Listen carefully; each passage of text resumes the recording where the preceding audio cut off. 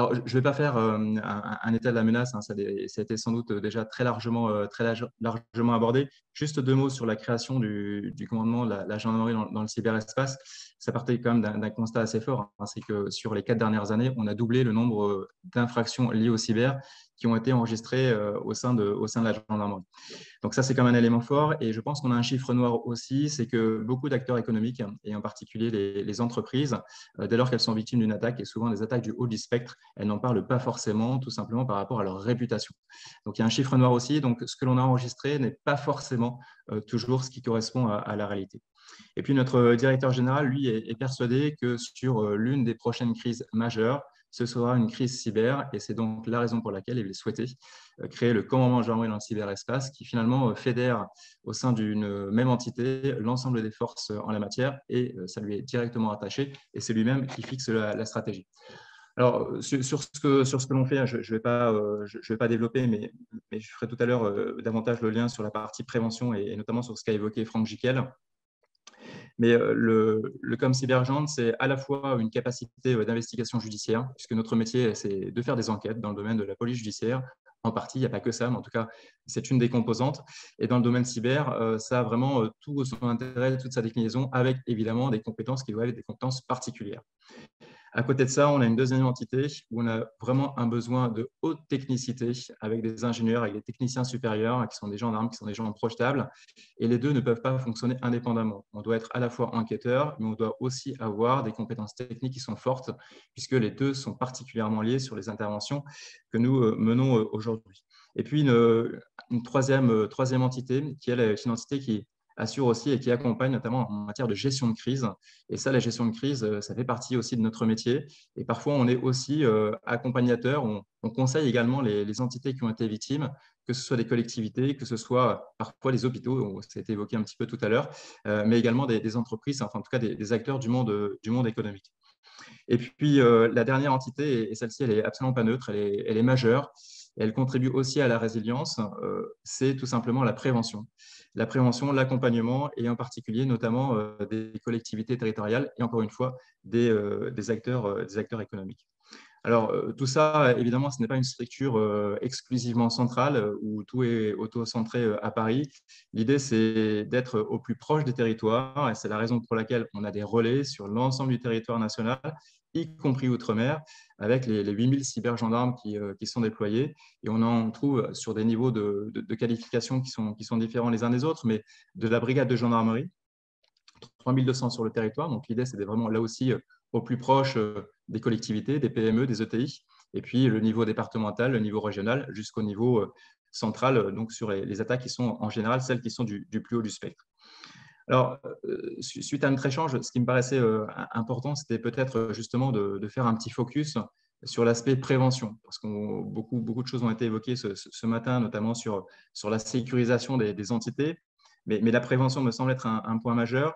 Et la gendarmerie et le directeur général l'avaient annoncé l'année passée d'ailleurs lors du Salon des maires en 2021, la mise en place d'un autodiagnostic immunité cyber au profit des collectivités territoriales, dispositif qui a été mis en place sur l'ensemble du territoire national, y compris outre-mer. Quelque chose de très simple hein, qui comporte 10 questions. On n'a pas besoin d'être un informaticien pour pouvoir y répondre. Et au final, à l'issue des réponses, vous avez du vert, vous avez de l'orange ou vous avez du rouge. Si vous êtes vert, a priori, c'est que votre hygiène informatique est plutôt favorable. Si vous êtes orange ou si vous êtes rouge, c'est que manifestement, il y a sans doute des choses à modifier. Et force est de constater que sur ce qui a été fait, on était plutôt sur l'orange et le rouge que sur le vert. Et c'est la raison pour laquelle, cette année, en 2022, donc à compter du mois de mai, la gendarmerie a mis en place un pré-diagnostic immunité cyber. Donc cette fois-ci, on est bien plus loin sur une expérimentation dans 10 départements. Et ce pré-diagnostic comporte entre 70 et 140 questions. Donc vous voyez, c'est quelque chose qui est quand même bien plus évolué.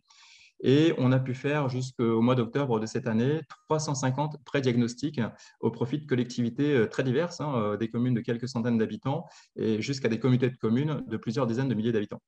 Donc, sur les premiers résultats, c'est ça qui est intéressant, c'est que sur les 350 pré-diagnostics, on a un tiers des collectivités qui ont fait l'objet d'une attaque cyber. Alors, ça peut être le bas du spectre, hein, comme le haut du spectre, évidemment, ça peut être très divers, mais un tiers, c'est quand même beaucoup. Et ce qui est peut-être encore moins rassurant, c'est qu'une sur 7 a déjà fait l'objet d'une attaque par rançongiciel. Donc, ça a été évoqué tout à l'heure dans les présentations. Je ne l'ai pas écouté, mais en tout cas, je l'ai vu sur le programme. Mais on voit que ça n'épargne absolument personne. Et là aussi, je ne veux pas être anxiogène, mais ce que nous avons vu également sur les 350, la plus petite des collectivités qui a fait l'objet d'une attaque, c'est une commune de 620 habitants. Attaque par rançongiciel.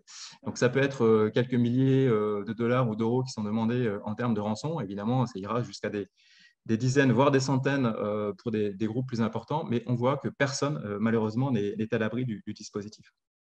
Alors, quand on a fait ce constat, c'est là où justement on va pouvoir faire le lien avec cybermalveillance, avec le GIP, parce que notre métier, gendarmerie, c'est évidemment pas de rétablir le système et de faire en sorte que tout soit à l'état de l'art. Ce n'est pas notre métier et il y a des entités qui ont bien plus de compétences en la matière pour ça. Donc, ce que l'on fait en général, c'est qu'on oriente les communautés de communes, en tout cas les collectivités territoriales, vers ACIMA, donc Action contre la cybermalveillance, qui, d'une part, pourra apporter des premiers conseils et, comme ça a été dit aussi tout à l'heure, pourra mettre en relation avec des entités qui sont labellisées, ne serait-ce que soit pour faire peut-être un audit, qui sera un vrai audit. Nous, on a fait un pré-diagnostic, et puis, le cas échéant, aussi faire des mises en relation avec des entreprises qui sont labellisées également et qui pourraient, elles aussi, faire déjà une première remédiation en la matière. Donc, il y a vraiment un travail qui est un travail complémentaire avec ACIMA qui vraiment prend le relais par la suite. Mais en tout cas, en termes d'accompagnement des communes, c'est important. Et pour avoir échangé encore ce matin avec quelques maires, certains connaissent, d'autres ne connaissent pas encore. Donc, on a encore beaucoup de travail à faire en la matière. Mais quelque part, c'est une participation finalement à la résilience de la nation dans le domaine cyber. Toujours dans le domaine de la prévention, alors là aussi, je ne vais pas du tout aborder des sujets trop techniques et ça a été un petit peu abordé tout à l'heure, donc c'est très bien, je ne parlerai pas de la sécurisation des mots de passe, les authentifications, habilitations, les mises à jour des systèmes d'information. Je voudrais juste peut-être revenir sur 2 points qui me semblent essentiels, qui sont plutôt de l'ordre de l'organisationnel. Alors, ça peut être évoqué, j'espère que ça ne sera pas une redite, mais il y a un sujet qui me semble majeur, et notamment c'est le fruit de tous ces pré-diagnostics qui ont été effectués. C'est que très souvent, l'attaque, y compris du plus haut du spectre, elle intervient par l'intermédiaire de l'usager, de l'utilisateur du système d'information, bien malgré lui. Vous avez évoqué tout à l'heure le phishing, et effectivement, l'utilisation du mail, ça reste un élément majeur qui peut contenir une pièce jointe, qui comporte une charge virale et qui peut-être sera à l'origine d'un ransomware qui va à la fois générer une fuite des données avant de chiffrer le système d'information et de le rendre totalement inopérant. Bon, et bien ça, cette sensibilisation, elle est importante. Alors, elle passe par différentes choses. Ça peut être sensibilisation en présentiel, ça peut être par enseignement à distance, ça peut être par des fausses campagnes de phishing, en tirer des enseignements, des retours d'expérience. En tout cas, c'est quelque chose de fondamental.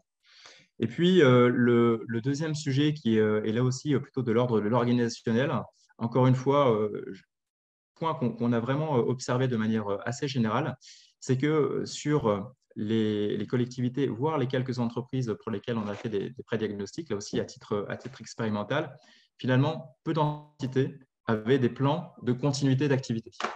Et les plans de continuité d'activité, qu'est-ce que c'est? C'est tout simplement faire en sorte de pouvoir travailler en mode totalement dégradé, mais pouvoir avoir soit un minimum de services rendus, soit un minimum d'activité économique. C'est finalement réapprendre à travailler avec un papier, une gomme et un crayon. Alors, ça peut paraître un peu imagé, c'est peut-être réducteur, mais quelque part, ce n'est pas si loin de la vérité.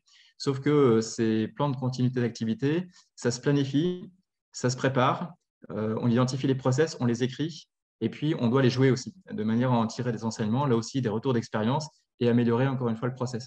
Et malheureusement, puisqu'on a été très sollicité ces derniers temps, notamment sur des attaques par rançongiciel, et on a pu voir que beaucoup d'entités sur lesquelles nous étions intervenus, effectivement, n'avaient pas de plan de continuité d'activité. Donc ça, c'est comme un segment sur lequel il faudra, je pense, investir encore à l'avenir et bien sensibiliser.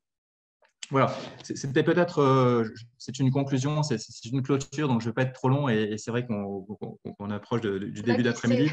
Mais il y a peut-être juste un point sur lequel je souhaite conclure, c'est que cette situation, effectivement, aujourd'hui, elle n'est pas très favorable et il n'y a vraiment pas beaucoup d'éléments qui nous laissent penser que dans les années à venir, ça sera meilleur. Et il y a deux grands événements qui vont approcher bientôt. Le premier, c'est la Coupe du monde de rugby en 2023 et le deuxième, ce sont les Jeux olympiques de Paris en 2024. Et ce sont typiquement deux grands événements qui vont attirer sans doute les cyberattaquants. Et si on peut citer encore une fois peut-être un dernier chiffre, c'est que le nombre de cyberattaques qui ont été réussies ou qui ont été tentées, si on fait la comparaison entre les Jeux olympiques de Londres en 2012 et les Jeux olympiques de Tokyo, donc théoriquement 2020, mais qui sont déroulés en 2021, ça a été multiplié par 20. Donc, ça vous donne quand même la tendance. Et en 2024, je ne sais pas si on sera multiplié par 20 ou pas, mais on peut quand même craindre une évolution là aussi très largement à la hausse.